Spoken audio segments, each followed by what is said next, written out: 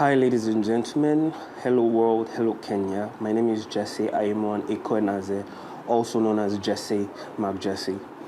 You see, myself and Beloved John have been friends for a while right now, and I happen to be his manager, and I usually help him to manage his shows and his bookings here in Nigeria, inclusive of his music, while he's home and abroad.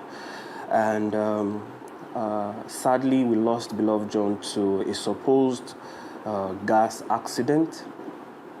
It's just myself and friends and family over here in Nigeria. We are concerned. And we want to know the truth. You see, in the stories that is going on around Kenya right now, you know, it's heartbreaking, and that is the reason why I am doing this video, because you see, though Beloved John is gone, but we can't do anything about it. We can't even question him to even know what happened to him. And that is why I want the whole world to find out what I know and find out the loopholes that we've been finding out, you know, since I've heard this. And also, I got to hear about this gas explosion from a friend of the family. For privacy's sake, I'm not going to mention the name of the family who told me, because as at the time I visited Kenya in November 2019 for their wedding, I happened to be with these people, and I spent some quality time living in their house for some time, while Beloved John and his wife, you know, went to the hotel to have their honeymoon. And after they got back, I was with them in their new house, which was at the river on Mombasa Road. You see, I've lived in that house, and I know the setting of that house. I know every setting of that house. And I just want the whole world to understand that stories don't tally. I've been hearing, and I've still been receiving messages from anonymous people telling me things that, you know, Beloved John has also been talking to people about his married life, you know, and it's just so sad that he had to pay with his own dear life, you know. Only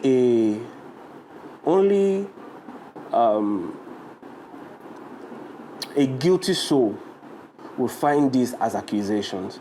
I'm not accusing everybody, and I'm not accusing anyone, but I just want Kenyans, Nigerians, and the whole world to understand this from my own point of view and from what everyone is talking about, and find out why.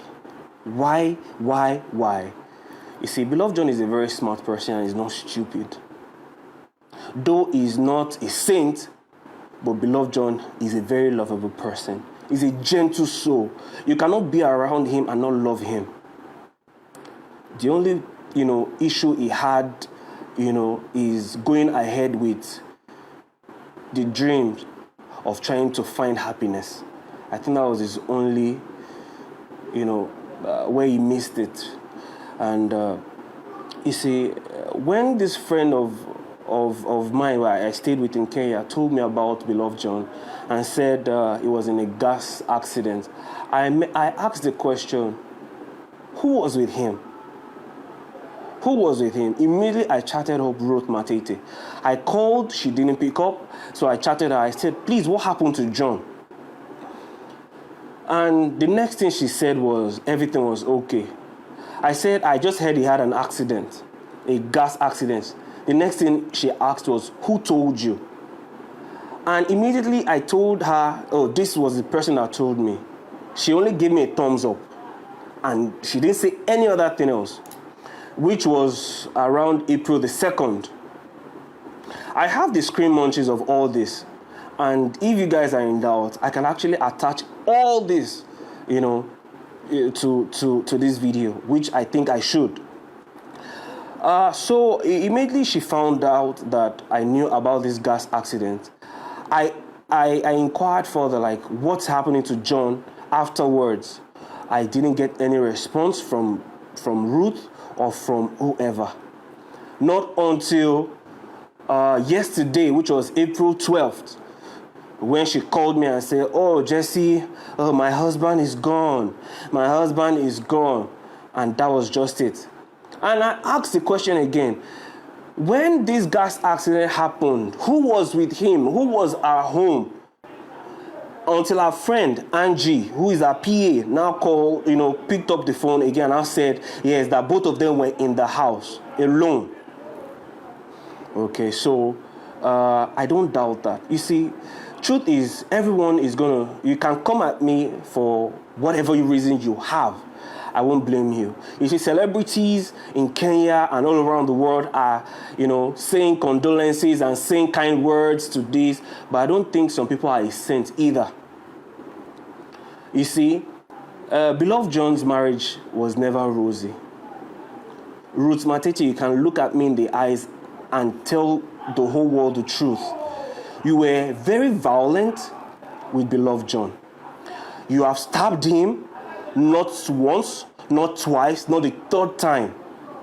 In fact, it so happened that as at the last time I knew about this stabbing thing, that you tried to kill Belovedjohn, I was there with you guys at the river, in Great Wall Gardens. That is where your house was. And you guys had a fight, an argument, and you stabbed him. You almost killed him. And for those of you that are in doubt, I'm going to upload 2 of the audio files. Because when that thing happened, I recorded this situation. I wanted to record video, but I knew that I was not going to have the time to start doing that. So I recorded the audio. So I recorded it and I kept the phone in my pocket. While Belovedjohn was fighting for his life, he beat up Ruth Matete to protect himself. He threw her out of the house. And eventually, I dragged Ruth. Ruth, you know what I'm saying is the truth. I dragged you from outside. I kept you in the other room. I brought you new clothes so that you can keep warm because that night was very cold. I brought you in. I gave you clothes. And I went to confront Belovedjohn. I asked him, why did you do what he did? And the next thing he told me, I should leave you alone. Because why? You've been like this. You've been like that for years. He has been managing that. And I asked him a question. If you have been managing this, why are you continuing to go on with this? Why are you going on with this marriage? And he said, he has managed it so far and God is helping him. Well, where are you today? Where are you today? 6 feet. You're dead. It hurt so much, because we both had... and heart-to-heart, I know the plans you had. I know what you wanted to do in ministry. You were so passionate about God and what you wanted to do for God and the kingdom of God. But it's just so unfortunate. You see, Ruth might say, myself and Belovedjohn had a fight. We never had a fight. We had an argument because when I was coming to Kenya, both of them were not really boxed up. They wanted me to come for their wedding. They wanted me to come and shoot their wedding and also act like as a best man. And I said they have to choose one. Somehow I was able to go with my camera gear and I went to Kenya. On getting there, they told me I should use some of my own money, that when I get there, I was going to be refunded back before I get back to Nigeria. And I felt, it was the day I wanted to celebrate with them. So I had to just take it. I had some money in my account, which were not my money. I had to even make additional borrowings from some friends and families here, which made up for my flight ticket and for some of the costumes that I got for both the wife and the husband. And I did. Getting there, it now became an issue to pay back. Beloved just started telling me stories that don't I see how things are here, that they are not as boxed up. But I you lied to me. Why would you do that? So what do I go back to Nigeria and tell those people that have borrowed money from that? How am I going to, augment all that? Then you told me I should give you time. I should give you time. Even Ruth herself, you told me to give you guys time. You were going to pay back. You're going to do this. That you have programs coming up and you're going to use it to refund my money so that I can refund it back to those people I owed. That was what prompted myself and Beloved John to argue. And before that, Beloved John wanted to come back to his family here in Nigeria. He wanted to come and see his son and his daughter. Yes, for most of you that don't know, he has a son and a daughter. And one of the things we shared was, why don't you come back to your first wife? And this is the same reason why Beloved John, anyone that speaks that to him, he shuts them out. And I can see why. Because if he tells it to Ruth, Ruth gets upset. Ruth she's more interested in what people are saying about her than what is good for both herself and her husband. She cares too much about what the media is talking. It gets to her head. At some point, she was in and out of rehab. Mr. Abel Munga, her father, knows about this. You know about this, that Ruth she's wasted. Ruth has some psychological issues. Ruth is very wise. She looks as if she can't hurt a fly, but Ruth, oh God, oh Jesus Christ.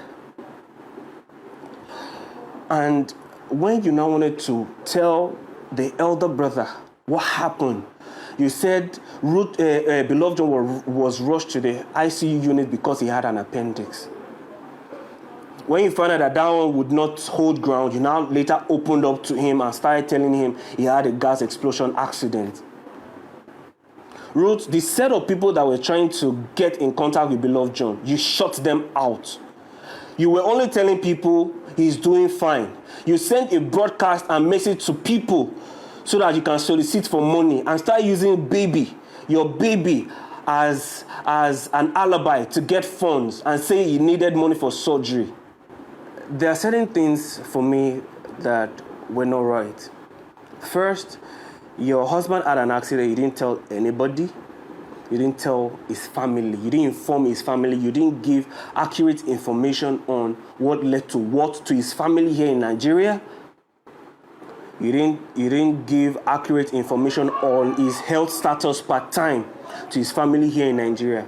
Not until the death of Beloved John. And you see, during that argument the other night when you guys had that fight while I was in Kenya, Ruth Matete, Luxo, you told me, tell your brother to go back to Nigeria. Tell your brother to go back to Nigeria because you were done with this marriage. You were done with this marriage. Or else, if he doesn't go, it will look like an accident. I guess eventually this is the accident you were talking about. It didn't make sense then, but now it made sense now. You know what? I only wanted to open you guys to these things. When I ask these questions, nobody to give me a direct answer. And I hope Ruth will come out right now and say the truth. I hope Ruth will come out and say what really happened. See, Beloved John is not just, he can't just die like that. He said he had burns. He had, that burns of the picture that I saw cannot kill Beloved John. The picture is too gross, but that picture cannot hurt Beloved John. Perhaps I'm going to put the picture over here so you guys can see. The picture cannot hurt, is not enough to kill Beloved John.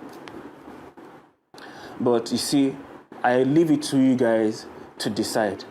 And I've been getting messages from Ruth's friend and saying they want to bury Beloved John. I sent her a message, do not bury Beloved John.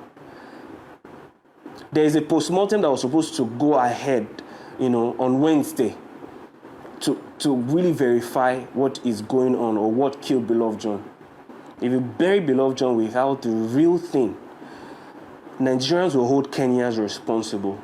Now, it remains that now Nigerians are not safe in Kenya. That's what you guys are trying to say right now.